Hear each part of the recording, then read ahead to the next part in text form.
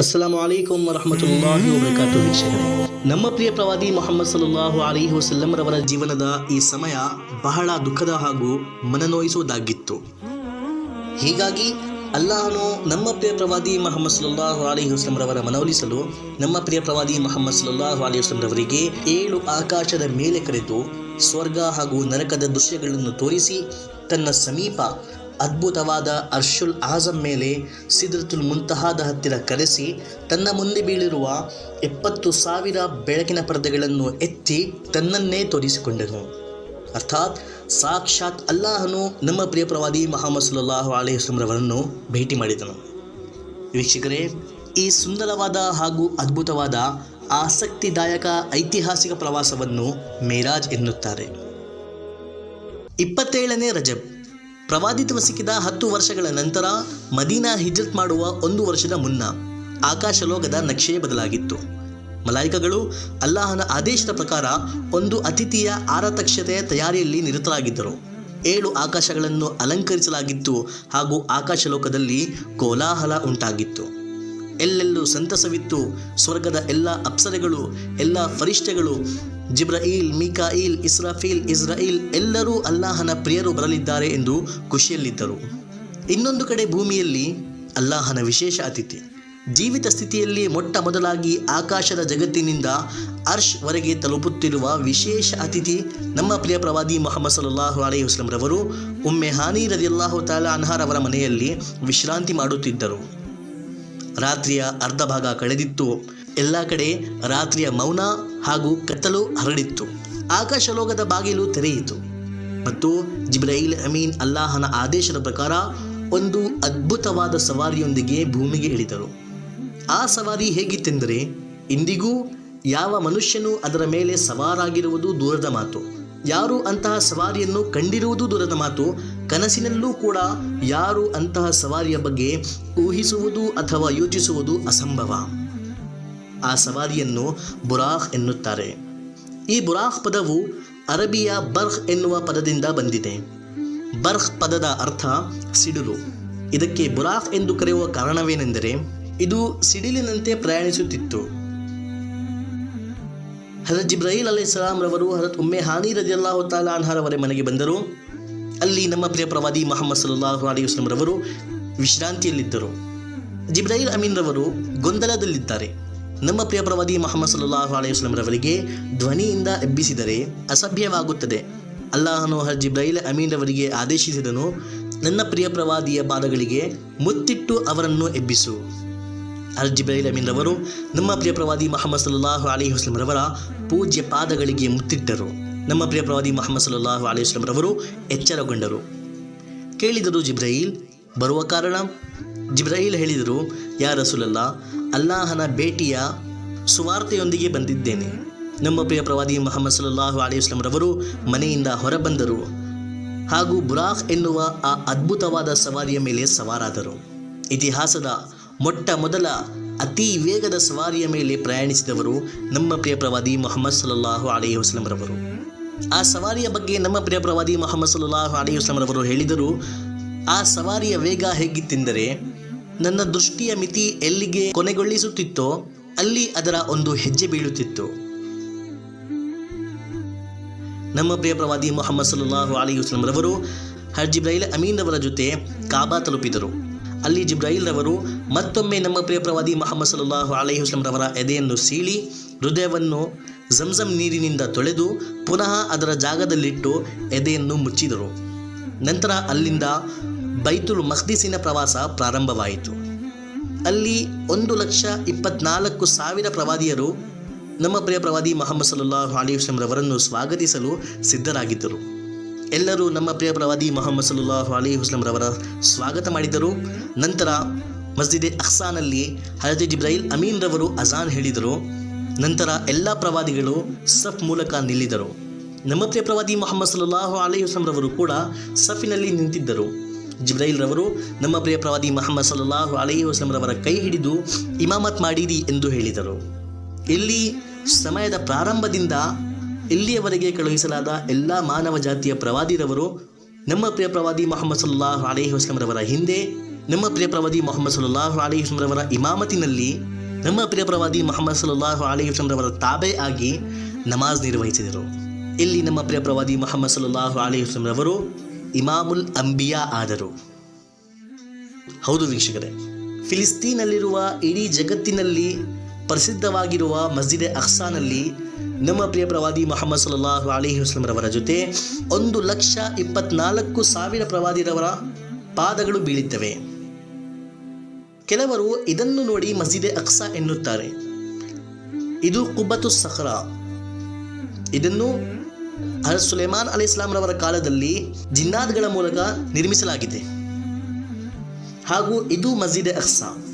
ಇಲ್ಲಿ ನಮ್ಮ ಪ್ರಿಯ ಪ್ರವಾದಿ ಮೊಹಮ್ಮದ್ ಸಲ್ಲಲ್ಲಾಹು ಅಲೈಹಿ ವಸಲ್ಲಂ ರವರು ಈ ಮಸೀದಿಯಲ್ಲಿ 1,24,000 ಪ್ರವಾದಿರವರನ್ನು ಇಮಾಮ್ ಆಗಿ ನಮಾಜ್ ನಿರ್ವಹಿಸಿದ್ದಾರೆ.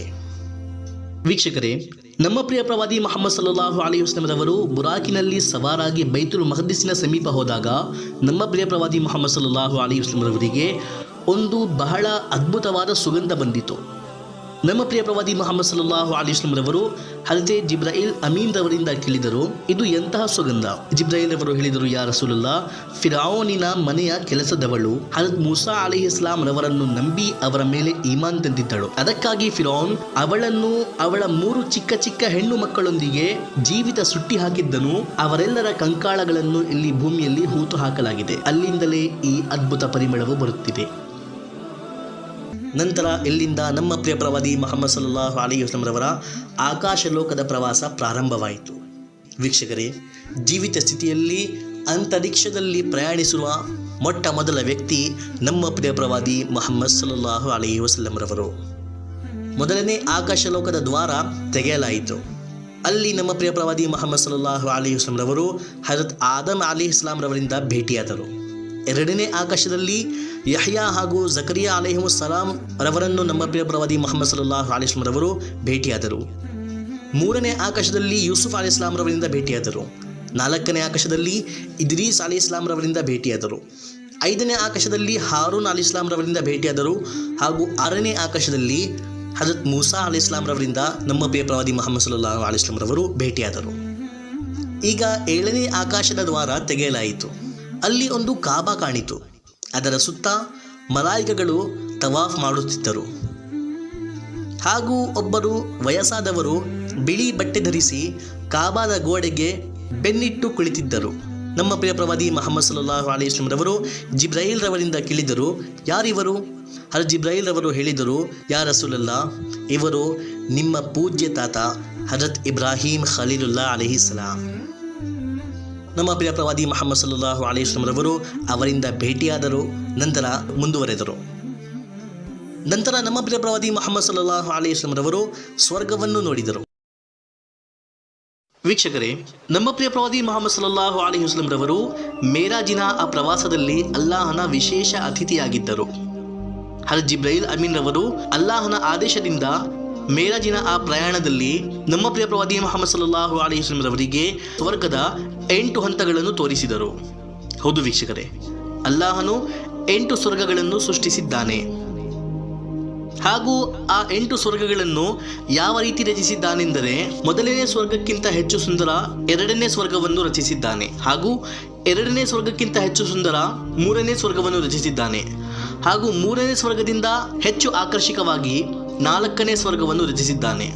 ಇದೇ ರೀತಿ ಸ್ವರ್ಗದ ಹಂತಗಳು ಹೆಚ್ಚಾದಂತೆ ಅವುಗಳ ಸೌಂದರ್ಯವೂ ಹೆಚ್ಚಾಗುತ್ತದೆ. ಮತ್ತು ಆ ಎಲ್ಲ ಸ್ವರ್ಗಗಳಲ್ಲಿ ಅಲ್ಲಾಹನು 8ನೇ ಸ್ವರ್ಗವನ್ನು ಅತ್ಯಂತ ಸುಂದರವಾಗಿ ಅತ್ಯಂತ ಆಕರ್ಷಕವಾಗಿ ರಚಿಸಿದ್ದಾನೆ.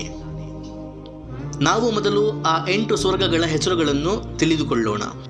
ಮೊದಲನೇ ಸ್ವರ್ಗದ ಹೆಸರು ಜನ್ನಹ್. ಇದನ್ನು ಉರ್ದು ಭಾಷೆಯಲ್ಲಿ ಜನ್ನತ್ ಕೂಡ ಎನ್ನುತ್ತಾರೆ. 2ನೇ ಸ್ವರ್ಗದ ಹೆಸರು ಜನ್ನತುನ್ ನঈಮ್. 3ನೇ ಸ್ವರ್ಗದ ಹೆಸರು ಜನ್ನತೆ ಆದನ್. 4ನೇ ಸ್ವರ್ಗದ ಹೆಸರು ಜನ್ನತುಲ್ ಖುಲ್ದ್. 5ನೇ ಸ್ವರ್ಗದ ಹೆಸರು ಜನ್ನತುಸ್ ಸಲಾಂ. 6ನೇ ಸ್ವರ್ಗದ ಹೆಸರು ಜನ್ನತುಲ್ ಮುಕಾಮ. 7ನೇ ಸ್ವರ್ಗದ ಹೆಸರು ಜನ್ನತುಲ್ ಮಅವಾ. ಹಾಗೂ 8ನೇ ಸ್ವರ್ಗದ ಹೆಸರು ಎಲ್ಲವಕ್ಕಿಂತ ಸುಂದರವಾಗಿರುವ, ಆಕರ್ಷಕವಾಗಿರುವ, ಅದ್ಭುತವಾಗಿರುವ ಸ್ವರ್ಗದ ಹೆಸರು ಜನ್ನತುಲ್ ಫಿರ್ದೌಸ್. ಅಲ್ಲಾಹನು ತನ್ನ ಗೌರವ ಮತ್ತು ವೈಭವದ ಪ್ರಮಾಣ ಮಾಡಿ ಹೇಳುತ್ತಾನೆ, ನಾನು 7 ಸ್ವರ್ಗಗಳನ್ನು ಅದ್ಭುತವಾಗಿ ರಚಿಸಿದ್ದೇನೆ. ಆದರೆ 8ನೇ ಸ್ವರ್ಗದಲ್ಲಿ ನಾನು ಆ 7 ಸ್ವರ್ಗಗಳಿಂದಲೂ ಸುಂದರವಾದ, ಅದ್ಭುತವಾದ, ಆಸಕ್ತಿದಾಯಕವಾದ ಹಾಗೂ ಆಕರ್ಷಕವಾಗಿರುವ ವಸ್ತುಗಳನ್ನು ಇಟ್ಟಿದ್ದೇನೆ. ವೀಕ್ಷಕರೇ, ಈಗ ನಾವು ಮರಳಿ ಬರೋಣ ನಮ್ಮ ಪ್ರಿಯ ಪ್ರವಾದಿ ಮುಹಮ್ಮದ್ ಸಲ್ಲಲ್ಲಾಹು ಅಲೈಹಿ ವಸಲ್ಲಂ ರವರ ಮೇರಾಜಿನ ಪ್ರವಾಸದ ಕಡೆ. ನಮ್ಮ ಪ್ರಿಯದಾಗಿತ್ತು, ಅದು ಬಲವಾದ ಸುಗಂಧದ ಕಸ್ತೂರಿಯ ನೆಲ.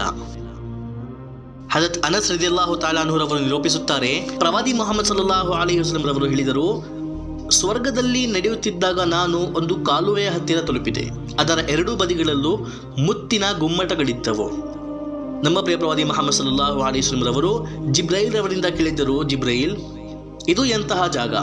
ಜಿಬ್ರೈಲ್ ರವರು ಹೇಳಿದರು, ಯಾ ರಸೂಲಲ್ಲಾ, ಇದು ಹೌಜೆ ಕೌಸರ್ ಕಾಲುವೆ. ಅಲ್ಲಾಹನ ಕಡೆಯಿಂದ ಬರೀ ನಿಮಗೆ ನೀಡಲಾದ ಒಂದು ಅದ್ಭುತವಾದ ಉಡುಗೊರೆ. ಮುಂದೆ ನಮ್ಮ ಪ್ರಿಯ ಪ್ರವಾದಿ ಮುಹಮ್ಮದ್ ಸಲ್ಲಲ್ಲಾಹು ಅಲೈಹಿ ವಸಲ್ಲಂ ರವರು ಹೇಳಿದರು, ನಾನು ಗಮನ ಹರಿಸಿದಾಗ ಕಂಡೆನು, ಅದರಲ್ಲಿರುವ ಮಣ್ಣು ಬಹಳ ಬಲವಾದ ಸುಗಂಧದ ಕಸ್ತೂರಿಯದಾಗಿತ್ತು. ಅರ್ಥಾತ್ ಕಸ್ತೂರಿಯದ ನೆಲದ ಮೇಲೆ ಆ ಕಾಲುವೆಯ ನೀರು ಹರಿಯುತ್ತಿತ್ತು. ಹಾಗೂ ನಮ್ಮ ಪ್ರಿಯ ಪ್ರವಾದಿ ಮುಹಮ್ಮದ್ ಸಲ್ಲಲ್ಲಾಹು ಅಲೈಹಿ ವಸಲ್ಲಂ ರವರು ಇದನ್ನು ಹೊರತುಪಡಿಸಿ ಇನ್ನು 4 ಕಾಲುವೆಗಳನ್ನು ಅಥವಾ 4 ನದಿಗಳನ್ನು ಕಂಡರು. ಒಂದು ನೀರಿನ ನದಿ, ಒಂದು ಹಾಲಿನ ನದಿ, ಒಂದು ಸಿಹಿ ಜೇನಿನ ನದಿ ಹಾಗೂ ಇನ್ನೊಂದು ಶುದ್ಧ ಸರಾಯಿಯ ನದಿ. ಹೌದು ವೀಕ್ಷಕರೇ, ಸ್ವರ್ಗದಲ್ಲಿ ಸ್ವರ್ಗವಾಸಿಯರಿಗೆ ಮಧ್ಯೆ ಕೂಡ ನೀಡಲಾಗುತ್ತದೆ.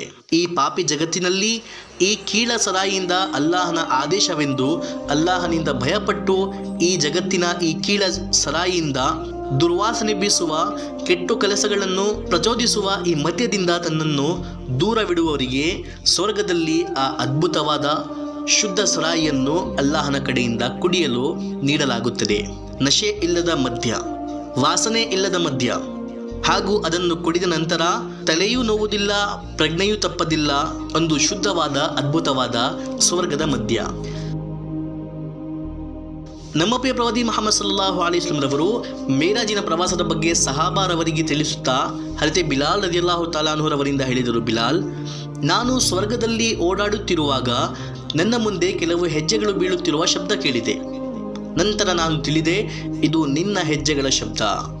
ಹಾಗೂ ನಿಜವಾಗಿಯೂ ಪುನರಸ್ಥಾನದ ದಿನದಂದು ನಿಜವಾಗಿಯೂ ಕೂಡ ನೀನು ಸ್ವರ್ಗದಲ್ಲಿ ನನ್ನ ಮುಂದೆ ನನ್ನ ಸವಾರಿಯ ಹಗ್ಗವನ್ನು ಹಿಡಿದು ನಡೆಯುತ್ತೀಯಾ?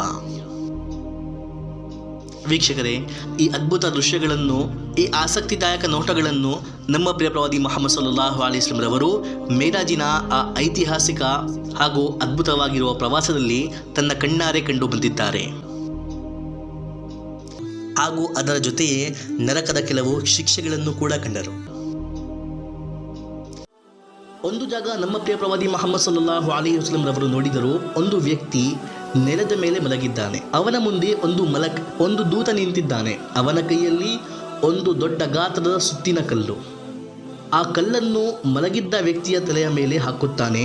ಅವನ ತಲೆ ಅಲ್ಲೇ ಚೂರಾಗುತ್ತದೆ ಹಾಗೂ ಆ ಕಲ್ಲು ಉರುಳಿ ದೂರ ಹೋಗುತ್ತದೆ. ಆ ಮಲಕ್ ಪುನಃ ಆ ಕಲ್ಲನ್ನು ಹೋಗಿ ಎತ್ತಿಕೊಳ್ಳುತ್ತಾನೆ. ಅಷ್ಟರಲ್ಲಿ ಆ ಮನುಷ್ಯನ ತಲೆಯೂ ಕೂಡ ಪುನಃ ಸರಿಗೊಳ್ಳುತ್ತದೆ. ಪುನಃ ಕಲ್ಲಿನಿಂದ ಅವನ ತಲೆಯನ್ನು ಬಡೆಯಲಾಗುತ್ತದೆ. ಪುನಃ ಅದು ಚೂರಾಗುತ್ತದೆ. ನಮ್ಮ ಪ್ರಿಯ ಪ್ರವಾದಿ ಮುಹಮ್ಮದ್ ಸಲ್ಲಲ್ಲಾಹು ಅಲೈಹಿ ವಸಲ್ಲಂ ರವರು ಕೇಳಿದರು, ಜಿಬ್ರೈಲ್, ಯಾರಿವನು? ಜಿಬ್ರೈಲ್ ಅವರು ಹೇಳಿದರು, ಯಾ ರಸೂಲಲ್ಲಾ, ಇವನು ರಾತ್ರಿ ಇಶಾ ನಮಾಜ್ ಓದದೆ ಮಲಗುವವನು. ನಮ್ಮ ಪ್ರಿಯ ಪ್ರವಾದಿ ಮುಹಮ್ಮದ್ ಸಲ್ಲಲ್ಲಾಹು ಅಲೈಹಿ ವಸಲ್ಲಂ ರವರು ಇನ್ನೊಂದು ದೃಶ್ಯ ಕಂಡರು. ಕೆಲವು ಪುರುಷರು ಮತ್ತು ಮಹಿಳೆಯರು ತಲೆ ಕೆಳಗಾಗಿ ನೇತಾಡುತ್ತಿದ್ದಾರೆ, ಅದು ಬೆತ್ತಲೆಯಾಗಿ, ಹಾಗೂ ಕೆಳಗಿಂದ ಬೆಂಕಿ ಅವರಿಗೆ ಸುಡುತ್ತಿದೆ. ನಮ್ಮ ಪ್ರಿಯ ಪ್ರವಾದಿ ಮುಹಮ್ಮದ್ ಸಲ್ಲಲ್ಲಾಹು ಅಲೈಹಿ ವಸಲ್ಲಂ ರವರು ಕೇಳಿದರು, ಜಿಬ್ರೈಲ್, ಇವರು ಯಾರು? ಜಿಬ್ರೈಲ್ ಅವರು ಹೇಳಿದರು, ಯಾ ರಸೂಲಲ್ಲಾ, ಇವರು ರಂಜಾನಿನ ಉಪವಾಸವನ್ನು ಇಡದಿದ್ದವರು. ಮಾಮೂಲಿ ನೆಪಗಳನ್ನು ರಚಿಸಿಕೊಂಡು ಉಪವಾಸವನ್ನು ಬಿಡುತ್ತಿದ್ದರು. ನಮ್ಮ ಪ್ರಿಯ ಪ್ರವಾದಿ ಮುಹಮ್ಮದ್ ಸಲ್ಲಲ್ಲಾಹು ಅಲೈಹಿ ವಸಲ್ಲಂ ರವರು ಇನ್ನೊಂದು ದೃಶ್ಯ ಕಂಡರು. ಒಂದು ದೊಡ್ಡ ಗಾತ್ರದ ಒಲೆ, ಅದರಲ್ಲಿ ಭಯಂಕರ ಬೆಂಕಿ. ಆ ಬೆಂಕಿಯಲ್ಲೂ ಕೂಡ ಕೆಲವು ಬೆತ್ತಲೆ ಮಹಿಳೆಯರು ಮತ್ತು ಪುರುಷರು. ಆ ಭಯಂಕರ ಬೆಂಕಿಯು ಅವರನ್ನು ಸುಡುತ್ತಾ ಒಲೆಯಿಂದ ಹೊರಹಾಕಲು ಪ್ರಯತ್ನಿಸುತ್ತಿರುವಂತೆ ಮೇಲಕ್ಕೇರಿಸಿ ಪುನಃ ದಿಢೀರ್ ಎಂದು ಒಲೆಯ ಆಳದಲ್ಲಿ ಬೀಳಿಸುತ್ತದೆ. ನಮ್ಮ ಪ್ರಿಯ ಪ್ರವಾದಿ ಮುಹಮ್ಮದ್ ಸಲ್ಲಲ್ಲಾಹು ಅಲೈಹಿ ವಸಲ್ಲಂ ರವರು ಹೇಳಿದರು, ಜಿಬ್ರೈಲ್, ಇವರು ಯಾರು? ಜಿಬ್ರೈಲ್ ಅವರು ಹೇಳಿದರು, ಯಾ ರಸೂಲಲ್ಲಾ, ಇವರು ವ್ಯಭಿಚಾರಿ ಪುರುಷರು ಮತ್ತು ಮಹಿಳೆಯರು. ನಂತರ ಮುಂದೆ ಹೋದರು. ಅಲ್ಲಿ ಕಂಡರು ಮಲಾಯಿಕರು, ದೂತಗಳು ಕೆಲವರ ಬಾಯಿಯೊಳಗಡೆ ಕತ್ತರಿ ಹಾಕಿ ಅವರ ದವಡೆಗಳನ್ನು ಕುತ್ತಿಗೆಯವರೆಗೂ ಹರಿಯುತ್ತಿದ್ದಾರೆ. ನಮ್ಮ ಪ್ರಿಯ ಪ್ರವಾದಿ ಮುಹಮ್ಮದ್ ಸಲ್ಲಲ್ಲಾಹು ಅಲೈಹಿ ವಸಲ್ಲಂ ರವರು ಕೇಳಿದರು, ಜಿಬ್ರೈಲ್ ಇವರು ಯಾರು? ಜಿಬ್ರೈಲ್ ಅವರು ಹೇಳಿದರು, ಯಾ ರಸೂಲಲ್ಲಾಹ್, ಇವರು ಗಲಭೆ ಬೋಧಕರು. ಜನರನ್ನು ತನ್ನ ಪ್ರಚಾರದಿಂದ ಒಟ್ಟುಗೂಡಿಸುವ ಬದಲು ಜನರಲ್ಲಿ ಮತೀಯತೆಯನ್ನು ಹರಡಿಸಿ ಜನರನ್ನು ವಿಭಜಿಸುವ ಕೆಲಸ ಮಾಡಿದ ಭ್ರಷ್ಟ ಪ್ರಚಾರಕರು. ಮುಂದೆ ಇನ್ನೊಂದು ದೃಶ್ಯವನ್ನು ಕಂಡರು. ಒಂದು ವ್ಯಕ್ತಿ, ಅವನ ಮುಂದೆ ಶುದ್ಧ ಹಾಗೂ ತಾಜಾ ರುಚಿಕರ ಆಹಾರ ಇದೆ.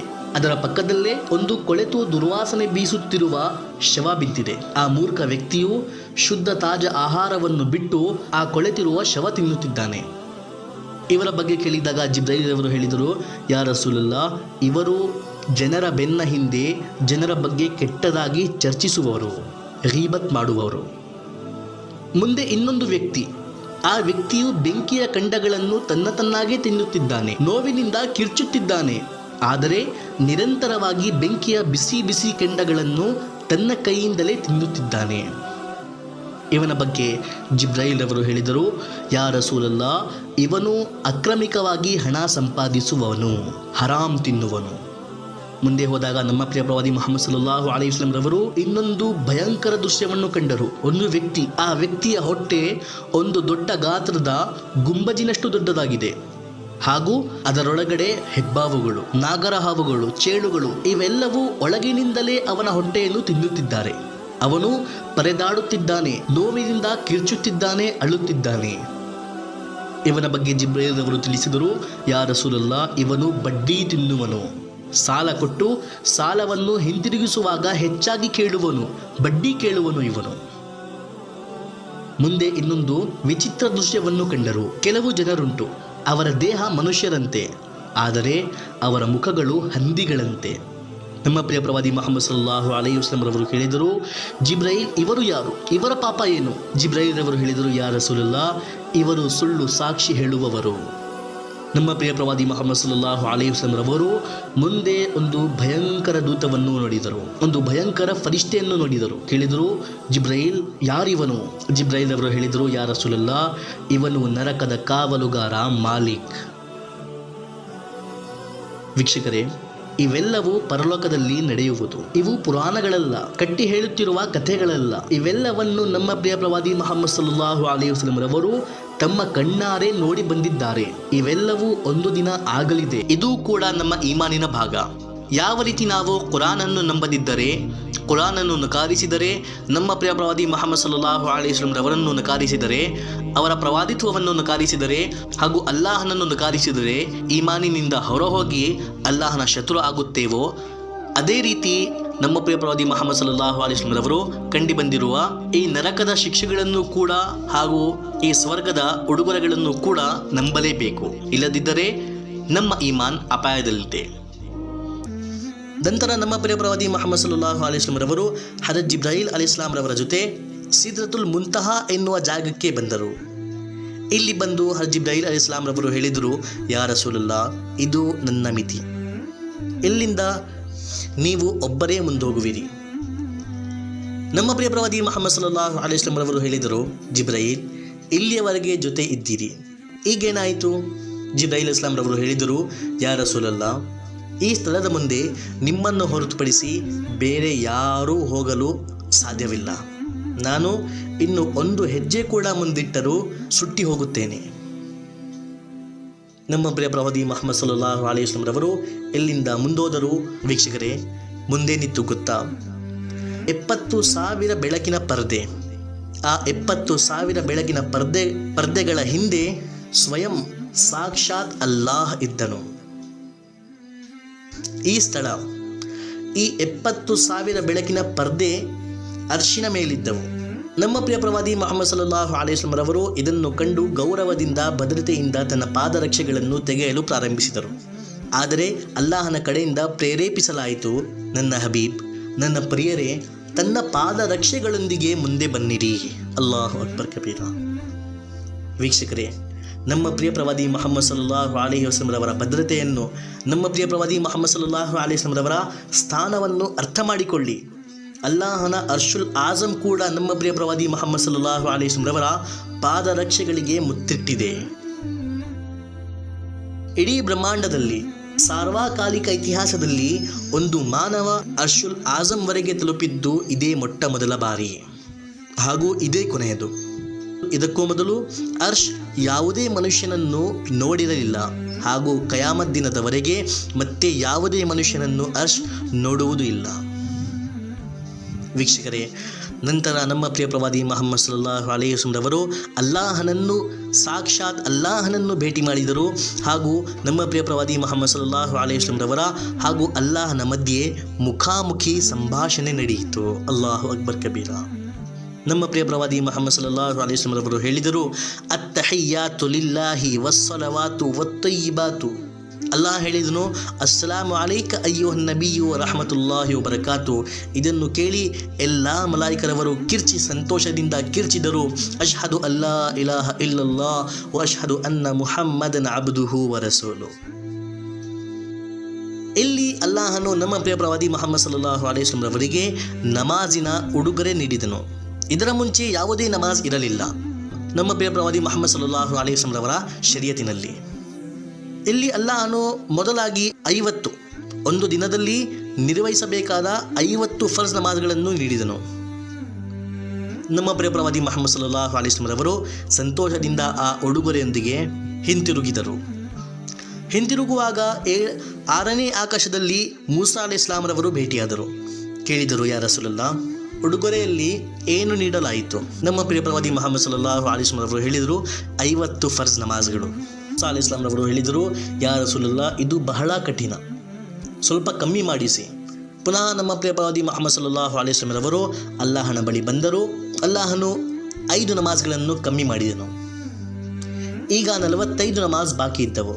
ಪುನಃ ಹಜರತ್ ಮೂಸಾ ಅಲೈಹಿಸ್ಸಲಾಂ ರವರು ಹೇಳಿದರು, ಯಾ ರಸೂಲಲ್ಲಾಹ್, ಇದು ಕೂಡ ಬಹಳ ಕಠಿಣ, ಇನ್ನೂ ಕಮ್ಮಿ ಮಾಡಿಸಿ. ಪುನಃ 5 ಕಮ್ಮಿ ಮಾಡಲಾಯಿತು. 40 ಬಾಕಿ ಇದ್ದವು. ಮೂಸಾ ಅಲೈಹಿಸ್ಸಲಾಂ ರವರು ಹೇಳಿದರು, ಇದು ಕೂಡ ಬಹಳ ಕಠಿಣ. ಹೀಗೆ ಕಮ್ಮಿ ಮಾಡುತ್ತಾ 10 ಬಾರಿ ನಮ್ಮ ಪ್ರಿಯ ಪ್ರವಾದಿ ಮುಹಮ್ಮದ್ ಸಲ್ಲಲ್ಲಾಹು ಅಲೈಹಿ ವಸಲ್ಲಂ ರವರು ಮೂಸಾ ಅಲೈಹಿಸ್ಸಲಾಂ ರವರ ಮಾತನ್ನು ಕೇಳಿ ಅಲ್ಲಾಹನ ಕಡೆ ಹಿಂತಿರುಗಿದರು. 5 ನಮಾಜ್ಗಳನ್ನು ಕಮ್ಮಿ ಮಾಡಿಸುತ್ತಾ ಬರೀ 5 ನಮಾಜ್ಗಳಷ್ಟೇ ಉಳಿದವು. ಮೂಸಾ ಅಲೈಹಿಸ್ಸಲಾಂ ರವರು ಹೇಳಿದರು, ಯಾ ರಸೂಲಲ್ಲಾಹ್, ಇದು ಕೂಡ ಬಹಳ ಜಾಸ್ತಿ. ನನ್ನ ಜನರ ಮೇಲೆ ಬರೀ 2 ನಮಾಜ್ಗಳನ್ನು, ಫಜರ್ ಹಾಗೂ ಅಸರ್ ನಮಾಜಿನಲ್ಲಿ 2 ರಕಾತ್ಗಳನ್ನು ಕಡ್ಡಾಯ ಮಾಡಲಾಗಿತ್ತು. ಆದರೆ ಅದು ಕೂಡ ಅವರಿಂದ ಆಗಲಿಲ್ಲ. ಇನ್ನೂ ಕಮ್ಮಿ ಮಾಡಿಸಿ. ನಮ್ಮ ಪ್ರಿಯ ಪ್ರವಾದಿ ಮುಹಮ್ಮದ್ ಸಲ್ಲಲ್ಲಾಹು ಅಲೈಹಿ ವಸಲ್ಲಂ ಅವರು ಹೇಳಿದರು, ಇಲ್ಲಿ ಇನ್ನೂ ಕಮ್ಮಿ ಮಾಡಿಸಲು ನನಗೆ ನಾಚಿಕೆ ಆಗುತ್ತದೆ, ನನಗೆ ಹಯ ಆಗುತ್ತದೆ ಹಾಗೂ ನನಗೆ ಭರವಸೆ ಇದೆ. ನನ್ನ ಉಮ್ಮತಿಯರು, ನನ್ನ ಜನರು ಇದನ್ನು ಕಡ್ಡಾಯವಾಗಿ ನಿರ್ವಹಿಸುತ್ತಾರೆ. ಈ 5 ಫರ್ಜ್ ನಮಾಜ್ಗಳನ್ನು ಸಂತೋಷದಿಂದ ಕಡ್ಡಾಯವಾಗಿ ನಿರ್ವಹಿಸುತ್ತಾರೆ ಎಂದು ನನಗೆ ಸಂಪೂರ್ಣ ಭರವಸೆ ಇದೆ ಎಂದು ನಮ್ಮ ಪ್ರಿಯ ಪ್ರವಾದಿ ಮುಹಮ್ಮದ್ ಸಲ್ಲಲ್ಲಾಹು ಅಲೈಹಿ ವಸಲ್ಲಂ ರವರು ಮೂಸಾ ಅಲೈಹಿಸ್ಸಲಾಂ ರವರಿಂದ ಹೇಳಿದರು. ವೀಕ್ಷಕರೇ, ನಮ್ಮ ಪ್ರಿಯ ಪ್ರವಾದಿ ಮುಹಮ್ಮದ್ ಸಲ್ಲಲ್ಲಾಹು ಅಲೈಹಿ ವಸಲ್ಲಂ ರವರಿಗೆ ನಮ್ಮ ಮೇಲೆ ಭರವಸೆ ಇತ್ತು. ಆದರೆ ಇಂದು ನಾವು ಹಾಗೂ ನಮ್ಮ ನಮಾಜ್ಗಳು ಅಲ್ಲಾಹನೇ ರಕ್ಷಿಸಬೇಕು. ನಮ್ಮ ಪ್ರಿಯ ಪ್ರವಾದಿ ಮುಹಮ್ಮದ್ ಸಲ್ಲಲ್ಲಾಹು ಅಲೈಹಿ ವಸಲ್ಲಂ ರವರು 5 ನಮಾಜ್ಗಳನ್ನು ಒಪ್ಪಿಕೊಂಡರು. ಹಿಂದೆಯಿಂದ ಅಲ್ಲಾಹನ ಧ್ವನಿ ಕೇಳಿ ಬಂದಿತು. ಅಲ್ಲಾಹನು ಹೇಳಿದನು, ನನ್ನ ಹಬೀಬ್, ನನ್ನ ಪ್ರಿಯರೇ, ನಿಮ್ಮ ಉಮ್ಮತಿಯರು ಓದುತ್ತಾರೆ ಬರೀ 5 ನಮಾಜ್ಗಳು, ಆದರೆ ನಾನು ಅವರನ್ನು ಸಂಪೂರ್ಣ 50 ನಮಾಜ್ ಓದುವ ಪುಣ್ಯ ನೀಡುತ್ತೇನೆ. ನಮ್ಮ ಪ್ರಿಯ ಪ್ರವಾದಿ ಮುಹಮ್ಮದ್ ಸಲ್ಲಲ್ಲಾಹು ಅಲೈಹಿ ವಸಲ್ಲಂ ರವರು ಹೇಳಿದರು, ನಾನು ಬರುವಾಗ ಪ್ರತಿ ಆಕಾಶದ ಮಲಾಯಿಕರವರು, ಪ್ರತಿ ಆಕಾಶದ ಫರಿಷ್ಠೆಗಳು ನನಗೆ ಹೇಳಿದ್ದರು, ಯಾ ರಸೂಲಲ್ಲಾಹ್, ಅಲೈಕ ಬಿಲ್ ಹಿಜಾಮ. ಓ ಅಲ್ಲಾಹನ ಪ್ರವಾದಿರವರೇ, ನೀವು ಹಿಜಾಮ ಮಾಡಿಸಿರಿ. ಇದು ಹಿಜಾಮ ಅಂದರೆ ಏನು ಹಾಗೂ ಇದನ್ನು ಮೇರಾಜಿನ ರಾತ್ರಿಯಲ್ಲಿ ಪ್ರತಿಯೊಂದು ಆಕಾಶದ ಮಲಾಯಿಕರವರು ಯಾಕೆ ಉಲ್ಲೇಖಿಸಿದ್ದಾರೆ, ಯಾಕೆ ಇವರು ನಮ್ಮ ಪ್ರಿಯ ಪ್ರವಾದಿ ಮುಹಮ್ಮದ್ ಸಲ್ಲಲ್ಲಾಹು ಅಲೈಹಿ ವಸಲ್ಲಂ ರವರನ್ನು ಹಿಜಾಮ ಮಾಡಿಸಿರಿ ಎಂದು ಕಡ್ಡಾಯವಾಗಿ ಹೇಳಿದ್ದಾರೆ ಹಾಗೂ ಹಿಜಾಮ ಎಂದರೆ ಏನು, ಇದರ ಬಗ್ಗೆ ನಾವು ಒಂದು ಪರ್ಟಿಕ್ಯುಲರ್ ವಿಡಿಯೋನಲ್ಲಿ ಮಾತನಾಡೋಣ. ನಂತರ ನಮ್ಮ ಪ್ರಿಯ ಪ್ರವಾದಿ ಮುಹಮ್ಮದ್ ಸಲ್ಲಲ್ಲಾಹು ಅಲೈಹಿ ವಸಲ್ಲಂ ರವರು ಅಲ್ಲಾಹನನ್ನು ಮುಖಾಮುಖಿ ಭೇಟಿ ಮಾಡಿ ಪುನಃ ಹಜರತ್ ಉಮ್ಮೆ ಹಾನಿ ರದಿಯಲ್ಲಾಹು ತಾಲಾ ಅನ್ಹಾರವರ ಮನೆಗೆ ಬಂದು ಸೇರಿದರು. ವೀಕ್ಷಕರೇ, ನಮ್ಮ ಪ್ರಿಯ ಪ್ರವಾದಿ ಮುಹಮ್ಮದ್ ಸಲ್ಲಲ್ಲಾಹು ಅಲೈಹಿ ವಸಲ್ಲಂ ರವರು ಭೂಮಿ ಲೋಕದಿಂದ ಆಕಾಶಕ್ಕೆ ಹೋಗಿ ಬರುವ ಈ ಎಲ್ಲ ಘಟನೆ ಬರೀ ಒಂದು ರಾತ್ರಿಯ ಕೆಲವು ಕ್ಷಣಗಳಲ್ಲಿ ಘಟಿಸಿದೆ. ಹೌದು ವೀಕ್ಷಕರೇ, ನಮ್ಮ ಪ್ರಿಯ ಪ್ರವಾದಿ ಮುಹಮ್ಮದ್ ಸಲ್ಲಲ್ಲಾಹು ಅಲೈಹಿ ವಸಲ್ಲಂ ರವರು ಈ ಜಗತ್ತಿನ ಮೊಟ್ಟ ಮೊದಲನೇ ಟೈಮ್ ಟ್ರಾವೆಲರ್ ಕೂಡ. ನಮ್ಮ ಪ್ರಿಯ ಪ್ರವಾದಿ ಮುಹಮ್ಮದ್ ಸಲ್ಲಲ್ಲಾಹು ಅಲೈಹಿ ವಸಲ್ಲಂ ರವರು ಎಷ್ಟು ಬೇಗ ಮಕ್ಕಾದಿಂದ ಫಲಸ್ತೀನಿಗೆ ಹೋಗಿ ಅಲ್ಲಿಂದ 7 ಆಕಾಶಗಳ ಮೇಲೆ ಹೋಗಿ ಅಲ್ಲಾಹನನ್ನು ಭೇಟಿ ಮಾಡಿ 5 ನಮಾಜ್ಗಳ ಉಡುಗೊರೆಯೊಂದಿಗೆ ಮರಳಿ ಬಂದರು. ಇದನ್ನು ನೀವು ಇದರಿಂದ ಊಹಿಸಬಹುದು. ನಮ್ಮ ಪ್ರಿಯ ಪ್ರವಾದಿ ಮುಹಮ್ಮದ್ ಸಲ್ಲಲ್ಲಾಹು ಅಲೈಹಿ ವಸಲ್ಲಂ ರವರು ಮಲಗಿದ್ದ ಚಾಪೆ ನಮ್ಮ ಪ್ರಿಯ ಪ್ರವಾದಿ ಮುಹಮ್ಮದ್ ಸಲ್ಲಲ್ಲಾಹು ಅಲೈಹಿ ವಸಲ್ಲಂ ರವರ ದೇಹದ ಶಾಖದಿಂದ ಬಿಸಿಯಾಗಿತ್ತು. ನಮ್ಮ ಪ್ರಿಯ ಪ್ರವಾದಿ ಮುಹಮ್ಮದ್ ಸಲ್ಲಲ್ಲಾಹು ಅಲೈಹಿ ವಸಲ್ಲಂ ರವರು ಮೇರಾಜಿನಿಂದ ಹಿಂದಿರುಗಿ ಬಂದಾಗ ಆ ಚಾಪೆಯ ಶಾಖ ನಮ್ಮ ಪ್ರಿಯ ಪ್ರವಾದಿ ಮುಹಮ್ಮದ್ ಸಲ್ಲಲ್ಲಾಹು ಅಲೈಹಿ ವಸಲ್ಲಂ ರವರ ದೇಹದ ಶಾಖದಿಂದ ಆ ಚಾಪೆಯಲ್ಲಿ ಉಂಟಾಗಿದ್ದ ಶಾಖ ಇನ್ನೂ ಉಳಿದಿತ್ತು. ವೀಕ್ಷಕರೇ, ಇದು ನಮ್ಮ ಪ್ರಿಯ ಪ್ರವಾದಿ ಮುಹಮ್ಮದ್ ಸಲ್ಲಲ್ಲಾಹು ಅಲೈಹಿ ವಸಲ್ಲಂ ರವರ ಅದ್ಭುತ ಮೇರಾಜ್. ನಮ್ಮ ಪ್ರಿಯ ಪ್ರವಾದಿ ಮುಹಮ್ಮದ್ ಸಲ್ಲಲ್ಲಾಹು ಅಲೈಹಿ ವಸಲ್ಲಂ ರವರು ಬರೀ ಕೆಲವೇ ಕ್ಷಣಗಳಲ್ಲಿ ಮಕ್ಕಾ ಪಟ್ಟಣದಿಂದ ಫಲಸ್ತೀನಿನವರೆಗೆ, ಅಲ್ಲಿಂದ 7 ಆಕಾಶಗಳ ಮೇಲೆ ಪ್ರಯಾಣಿಸಿ ಪುನಃ ಮರಳಿ ಬಂದಿದ್ದರು. ಮಾರನೇ ಬೆಳಿಗ್ಗೆ ಮಕ್ಕಾ ಪಟ್ಟಣದ ಜನರಿಗೆ ಇದರ ಬಗ್ಗೆ ನಮ್ಮ ಪ್ರಿಯ ಪ್ರವಾದಿ ಮುಹಮ್ಮದ್ ಸಲ್ಲಲ್ಲಾಹು ಅಲೈಹಿ ವಸಲ್ಲಂ ರವರು ತಿಳಿಸಿದರು. ಆದರೆ ಇದನ್ನು ಕೇಳಿ ಕುರೇಶಿಯರು ಹಾಗೂ ಎಲ್ಲ ಶತ್ರುಗಳು ಅವರ ಬಂಡಾಯತನದ ಪ್ರಕಾರ ನಮ್ಮ ಪ್ರಿಯ ಪ್ರವಾದಿ ಮುಹಮ್ಮದ್ ಸಲ್ಲಲ್ಲಾಹು ಅಲೈಹಿ ವಸಲ್ಲಂ ರವರನ್ನು ನಕಾರಿಸಿದರು. ಯಾರೂ ನಂಬಲಿಲ್ಲ. ಇದನ್ನು ಕೇಳಿದ ಅಬೂ ಜಹಲ್ ಹಜರತ್ ಅಬೂಬಕರ್ ಸಿದ್ದೀಕ್ ರದಿಯಲ್ಲಾಹು ತಆಲಾ ಅನ್ಹು ಅವರ ಹತ್ತಿರ ಬಂದ ಹಾಗೂ ಅವರಿಂದ ಹೇಳಿದ, ಕೇಳಿದೆಯಾ, ನಿಮ್ಮ ಪ್ರಭುವಿನ ಸಂದೇಶವಾಹಕ ಮುಹಮ್ಮದ್ ಏನೇನು ಕತೆ ಕಟ್ಟುತ್ತಿದ್ದಾನೆ. 7 ಆಕಾಶದ ಪ್ರಯಾಣ, ಒಂದೇ ರಾತ್ರಿಯಲ್ಲಿ ಇಲ್ಲಿಂದ ಬೈತುಲ್ ಮಖ್ದಿಸ್ ಹೋಗಿ ಬಂದಿದ್ದ ಮಾತುಗಳು ನೋಡಿದ್ದೆಯಾ? ನಿನ್ನ ಗೆಳೆಯ, ನಿನ್ನ ಸ್ನೇಹಿತ ಸುಳ್ಳನು, ನೌಜುಬಿಲ್ಲ. ಹಜರತ್ ಅಬೂಬಕರ್ ರದಿಯಲ್ಲಾಹು ತಆಲಾ ಅನ್ಹು ರವರು ಅಬೂ ಜಹಲ್ದಿಂದ ಕೇಳಿದರು, ಇದು ಮುಹಮ್ಮದ್ ರವರು ಹೇಳಿದ್ದ? ಅಬೂ ಜಹಲ್ ಹೇಳಿದ, ಹೌದು. ಇದನ್ನು ಕೇಳಿ ಹಜರತ್ ಅಬೂಬಕರ್ ರದಿಯಲ್ಲಾಹು ತಆಲಾ ಅನ್ಹು ರವರು ಏನು ವಿಚಾರಿಸದೆ, ಏನು ಯೋಚಿಸದೆ ಹೇಳಿದರು, ಹೌದು, ಇದನ್ನು ನಾನು ಕೂಡ ನಂಬುತ್ತೇನೆ. ಇದು ಮುಹಮ್ಮದ್ ರವರು ಹೇಳಿದ್ದರೆ ಇದು ನಿಜವೇ, ಇದರಲ್ಲಿ ಏನು ಅನುಮಾನ ಅಥವಾ ಸಂದೇಹವಿಲ್ಲ ಎಂದು ಸಂಪೂರ್ಣ ಭರವಸೆಯಿಂದ ಹೇಳಿದರು. ಇದನ್ನು ಕಂಡಿದ್ದ ಅಬೂ ಜಹಲ್ ನಿರಾಶನಾಗಿ ಅಲ್ಲಿಂದ ಕೋಪಗೊಂಡು ಹೊರಟು ಹೋದನು. ನಮ್ಮ ಪ್ರಿಯ ಪ್ರವಾದಿ ಮುಹಮ್ಮದ್ ಸಲ್ಲಲ್ಲಾಹು ಅಲೈಹಿ ವಸಲ್ಲಂ ರವರಿಗೆ ಈ ಘಟನೆಯ ಬಗ್ಗೆ ತಿಳಿದಾಗ ನಮ್ಮ ಪ್ರಿಯ ಪ್ರವಾದಿ ಮುಹಮ್ಮದ್ ಸಲ್ಲಲ್ಲಾಹು ಅಲೈಹಿ ವಸಲ್ಲಂ ರವರು ಹಜರತ್ ಅಬೂಬಕರ್ ರದಿಯಲ್ಲಾಹು ತಆಲಾ ಅನ್ಹು ರವರಿಗೆ ಸಿದ್ದೀಕ್, ಸತ್ಯವಂತ ಎಂದು ಹೆಸರಿಟ್ಟರು. ಮೇರಾಜಿನ ಬಗ್ಗೆ ಕೇಳಿದ ಶತ್ರುಗಳು ನಮ್ಮ ಪ್ರಿಯ ಪ್ರವಾದಿ ಮುಹಮ್ಮದ್ ಸಲ್ಲಲ್ಲಾಹು ಅಲೈಹಿ ವಸಲ್ಲಂ ರವರ ವಿರುದ್ಧ ಒಂದು ಷಡ್ಯಂತ್ರವನ್ನು ರಚಿಸಿದರು.